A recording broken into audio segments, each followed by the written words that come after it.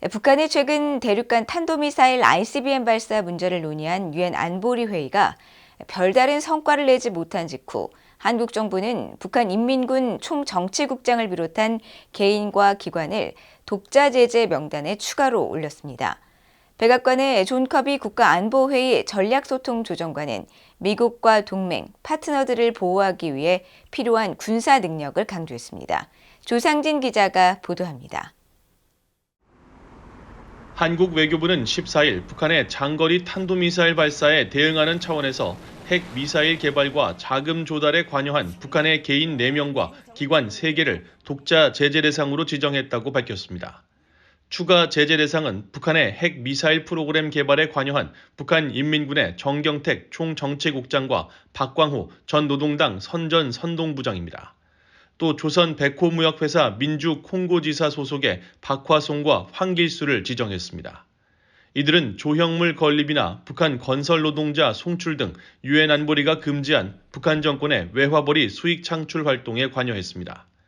한국 외교부는 또 이들이 몸담고 있었던 인력 송출과 기계 등 금수품을 거래한 칠성 무역회사와 1980년부터 아프리카 중동 지역의 조형물 등을 거래해온 조선 백호무역회사, 또 민주콩고 내 북한 위장회사인 콩고 아콘드 SARL 등 기관 3곳도 제재 대상에 추가했습니다.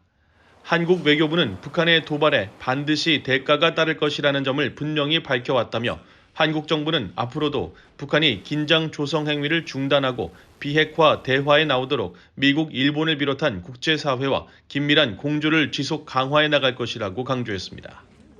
이런 가운데 미국 백악관의 존 커비 국가안보회의 전략소통조정관은 13일 VOA 뉴스센터와의 인터뷰를 통해 북한의 미사일 실험은 성공하든 실패하든 관련 기술에 대해 배우게 되는 만큼 도전이 된다고 지적했습니다. Clearly, we are concerned about North Korea's burgeoning ballistic missile program. And with each test, whether it succeeds or fails, they learn and they try to improve. And that's a challenge.